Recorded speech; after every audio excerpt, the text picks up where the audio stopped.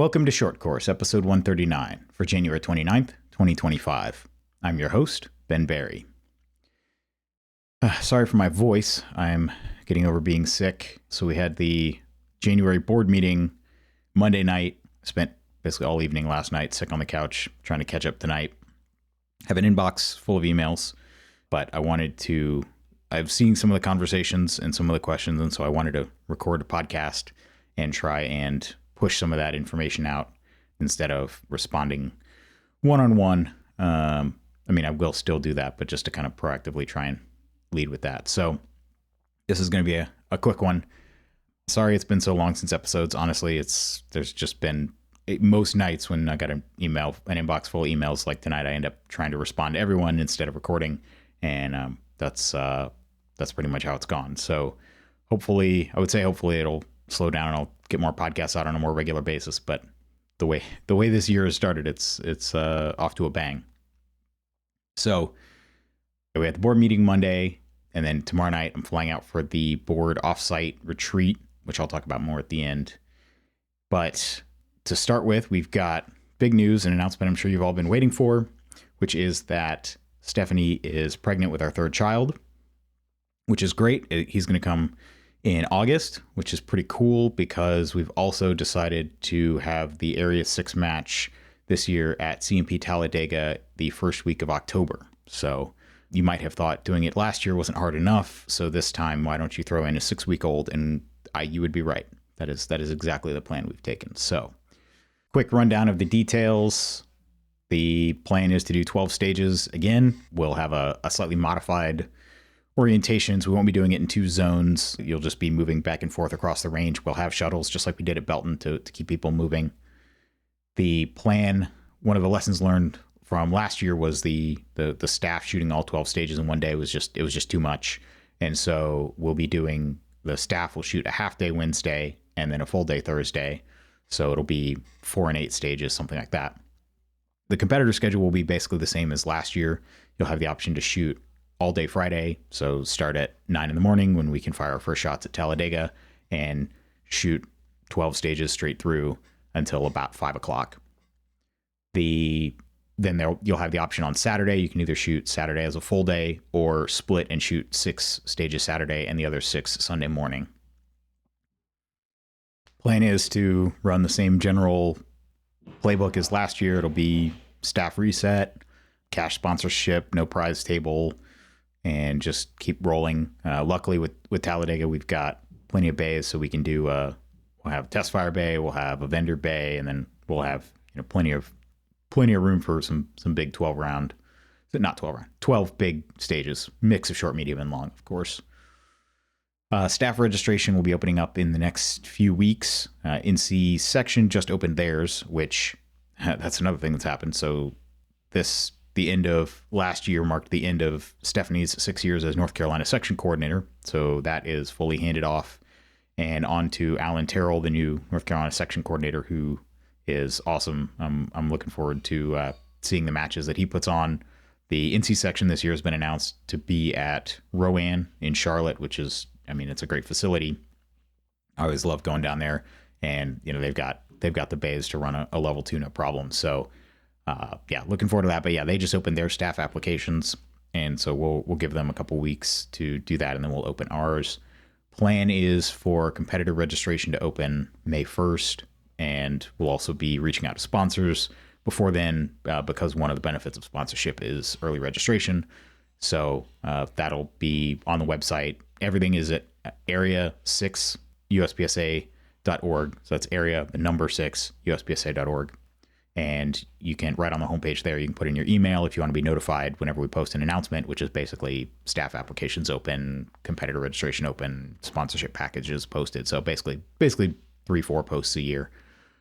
So if you want to be in the loop about when all that happens, just follow us on Facebook, Instagram, or put in your email and we'll email you whenever anything happens. So to the meeting that happened on Monday, 2 days ago.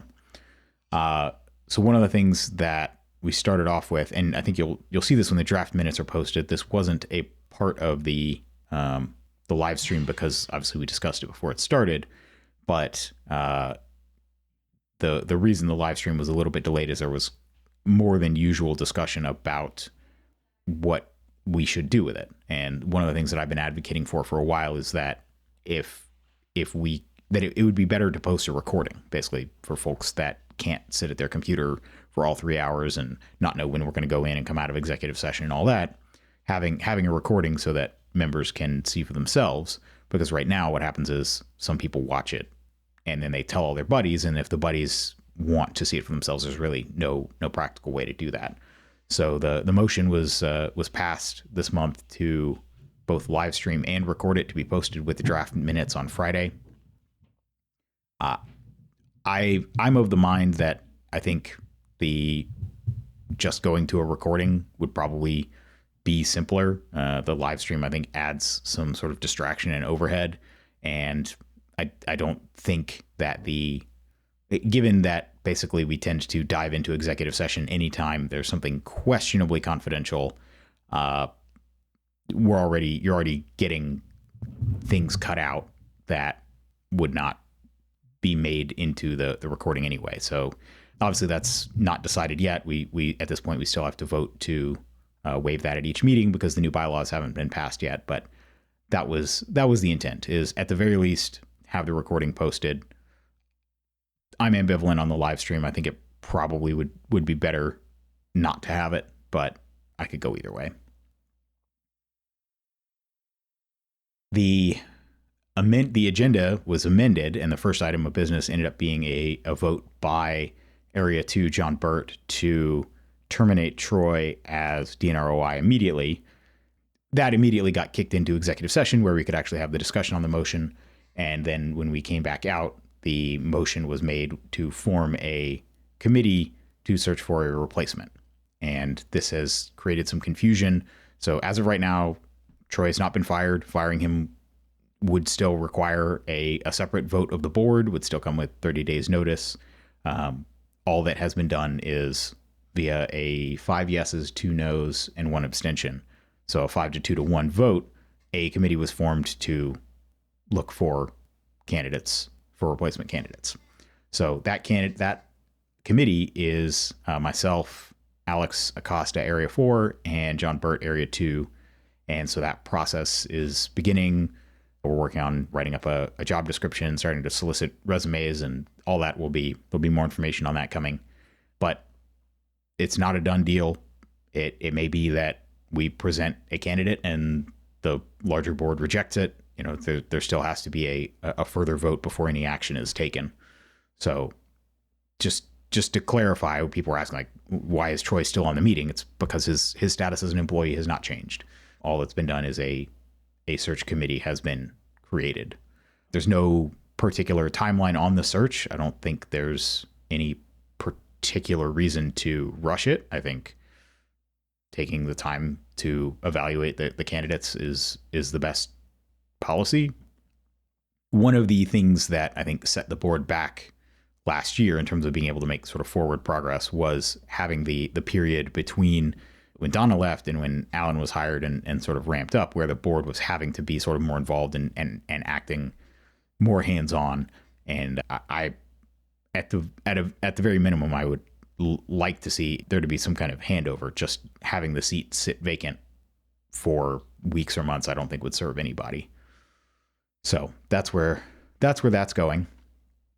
We did also vote to adopt the draft bylaws. So in December, we voted to circulate a survey with the text of the draft bylaws, which was the result of, so John Burt had taken the first pass at rewriting it, and then there were 2 bylaws committee meetings, which were called on 48 hours notice. So I was not able to attend. I was in the middle of a big crunch for work, which I'm once again in the middle of a big crunch for work. So it's just that kind of season in my work life too. But there were a few of the bylaws committee members, and I think all of the ADs were also invited. I know Leif was there for that. Obviously, John was there. A couple of the bylaws committee members were there, and I think it was 2-hour meetings. So I spent 4 hours going over John's draft, coming up with a modified draft, and then that was circulated for discussion. Now, unfortunately, it took a couple tries to get the actual proper draft up. So the first draft that was sent out was the result of the edits after the first night of the meeting. So basically only the first half of the document had really been reviewed. And so there were a lot of changes that people, when eventually we did get the second version posted, they thought, oh, this is, based on some kind of feedback. It's like, no, that was supposed to be in the original draft that was posted for discussion. It's just the files were named confusingly and the wrong file got uploaded. And then it took another week or two to get a basically a side-by-side comparison drafted, which I think is the best view that if you actually want to get a sense of what is changing and what is not, that's actually what we should have published originally. And I'm surprised we didn't, but we got it done eventually. Anyway, that draft was circulated for discussion, but because the bylaws require you to circulate the text of an amendment with the minutes, basically that was what was on the table to be adopted. And that ended up getting referred to the bylaws committee for a few reasons. I mean, one, that draft, although it had some members review some of it, again, a lot of members reviewed the half-done draft, but it also we'd sent it to our council for feedback, but we had not actually gotten that feedback or incorporated any of it. As well as I think there are still some concerns, some changes that members of the board want to make. So the goal is to take that draft that was finally circulated, address the legal concerns, address the feedback from the membership, right? Because we actually were just, what was on the table was the draft as it was sent out with no modifications. And even John admitted, yeah, we're going to have to amend this at the very next meeting. And so I and the rest of the board thought, okay, let's hold off on adopting a new set of bylaws that aren't quite done yet. Let's finish them in February and get something passed. And obviously the main thing that's really putting a sense of urgency on all this is the fact that currently the seat of president is vacant. Now, per the bylaws, the vice president, Area 1 Jim Boone, is acting as the interim president.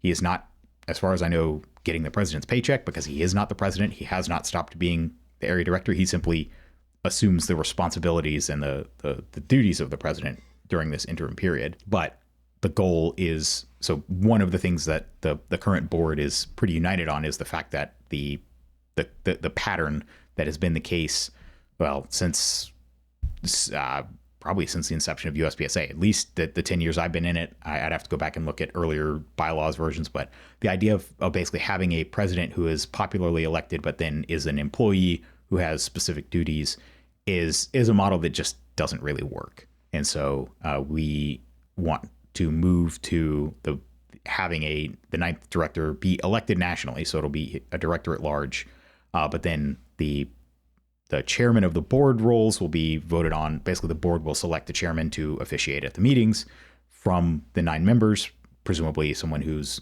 more experienced on the board and better known to Robert's rules. For example, right now we could have a situation where a newly elected president has never chaired a Robert's rules meeting, but under the current bylaws, because he's the president, he's the chairman. So I think having a system where the board can sort of elect their own chairman internally just to keep the meetings efficient is a good thing. And then we sort of remove the duties that were on the president and also remove the paycheck. So right now the board is, down a member. And one of the compromises that I had sort of pushed for was, well, can we just pass the changes that amend the president to director at large in January and then take our time with the other changes? And that basically got shot down. So I still think that we should expedite that part of the bylaws change, because that's the thing that is actually, we have this interim, we're in this odd sort of interim period right now.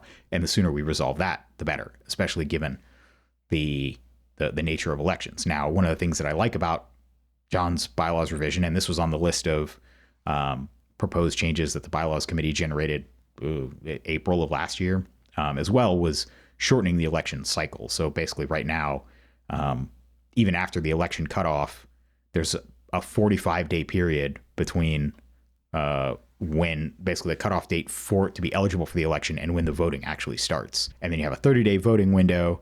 And then if there's a runoff, the runoff starts, I think it's 45 days after the original election closes and runs for another 30 days. So if there's a runoff, it stretches things out by another 2.5 months. So one of the things that the bylaws rewrite addresses is shortening that up. So one of the points that I made on this meeting was, even if we start the process of having a president election now, it's likely by the time we pass these bylaws, we'll actually have that president election sooner than what we would under the old bylaws, even though we're starting sooner. It's just such a long process. But again, assuming that's going to be contested by more than two people and thus go to a runoff. And so, yeah, I think all told, 60 days, 45 days, 30 days, 45 days, 30 days, whatever that all adds up to. I mean, it's the better part of 6 months. So the bylaws did not get anywhere, but the goal is to have a draft with the legal feedback and the director's feedback and the members' feedback incorporated, circulate that second draft and hopefully vote on it in February, and then start the special election for director at large then. The other thing that I did want to address, just because it's one of those things where, because there was a live stream, John made some statements about the compensation committee that turned out not to be correct, but there basically wasn't really a chance on the meeting to resolve the questions that he was bringing up. But in the 2 days since then, they have been resolved. So he made the statement that the compensation committee, there was no record of it being formed, of any members being appointed to it, of it having a charter. And I can say for sure the record of Jim Boone and Frank Rizzi being appointed to it appears in the February 2024 minutes. It also has been a long-standing committee. In fact, there are records of it from at least 2023, although that's all, it appears to be that's all that's in Dropbox right now. So whatever the committee did before then, wherever they put their documents, we don't know. But they're what Frank and Jim did last year as a part of reviewing performance of all the employees, that's all there. Now, while we were on the meeting, I sent John the link to that folder, and he sent back a screenshot saying he didn't have access to it. And we're in the middle of a meeting. I couldn't chase down what was going on, but today I was able to look at the permissions on the folder, add the whole board to it, so everybody has access to the records. So I wanted it to be clear that things are by no means perfect. Dropbox is, yes, inconsistent and messy, but we do have a document retention system. Not every person, especially volunteer directors, not everybody puts everything that should be in the Dropbox. But if somebody has some file on their desktop and they don't put it in the Dropbox, it's not hiding it. It's just carelessness on the part of the directors. And I think that is part of the duty of care. I think that is an expectation that we should enforce on each other. But in my experience, there is no information that is being hidden from directors that I'm aware of. Certainly if I was, I would want access to it. But there is, in this case, it was misconfigured permissions on the folder. They just weren't set up, and I went in and was able to give John access. And so now he can see everything that's in there. So that's resolved. Again, this is one of the tricky things about having a live stream, is you sort of get that snapshot in time, but not what happens after it. So I just wanted to kind of follow up on that. And then, yeah, the sort of last thing to talk about is this weekend, the board is gathering in Orlando for our strategic offsite. That's what we're calling it. Some people are calling it the retreat. It's not a meeting. So we're avoiding the meeting word, because we're not going to have we will have a quorum, but we won't be calling the meeting to order. We won't have an agenda. We won't be taking minutes. We won't be taking votes. The purpose of this session is more to go through a series of topics and basically try and figure out, instead of just reacting to every little incident, instead of always being on the back foot and responding, how can we get proactive? Where do we actually set a strategic vision of where we want USBSA to be, so that we can move in that direction, instead of just constantly sort of playing, returning the ball when it gets hit over the net to us, which is the way a lot of things happen. Is some issue gets brought up and then we have to write a rule change for it, or some new gun comes out and we have to modify a division for it. But we're not really looking, okay, here's where we are today. Where do we see technology being 3 years from now? What trends do we want to get out ahead of? What long-term projects do we need to build, right? What do we not have today that are going to take a while and going to need, long-term investment and sort of strategic versus tactical action? And I think it's good. I'm looking forward to it. It'll be an opportunity for the board to get together in person, kind of spend some time face to face. This is something that I've seen in remote tech companies where I've worked for a couple that are either geographically distributed or fully remote. And it is good once or twice a year to get everybody together and just sort of build that face to face rapport so that you can kind of get a sense of how somebody, how what their demeanor is. And it makes it so that even when you're reading their messages later via email or text or whatever, you kind of have a better sense of how to interpret it. So I do think it's a good use of organization resources. I will say, without going into specifics, the organization is financially healthy, even leaving aside the big pile of money for all the life memberships that came in 2023 and 2024. The organization took in substantially more money than it spent, and so this is an expense that is not going to bankrupt or harm the organization, and I think is a good use of time. I think we're doing it in a different way in the past. A lot of times it would try to be scheduled so all the area directors could fly out an extra day and shoot a match together. I don't really see the purpose of that. So I think this is a more responsible use of money than the old format where they'd try and shoot a match and then have their meetings. And it would also actually be, an in-person meeting where they try and conduct a bunch of business that could have been done online, right? So committee assignments and, this, that, and the other. So I think the goal of this, by having it not be a meeting, we can always have a meeting, call votes, do all that via Zoom. But the goal of kind of getting everybody together, having time to discuss, all right, where do we come from? Where are we and where are we going? And really chart a course for the organization instead of just being responsive. I'm optimistic. I've never done this exact thing. I've done corporate offsites before, but I'm optimistic that it'll help and we'll at least, if not be in total agreement, we'll have a sense of what we do all have in common and what we can work towards in common and what things we disagree on, and those may just not happen. But yeah, so that is, I'm recording this Wednesday night. I'll get it edited and drop it as quick as I can, and hopefully this will help at least clear the air on a few things. But yeah, interesting times, lots happening in the first meeting.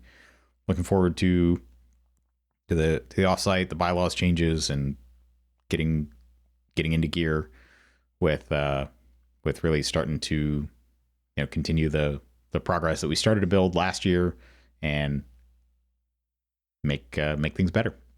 So that wraps up this episode of Short Course. If you want to get in touch with me, my email is ben@berryshooting.com. Talk to you next time.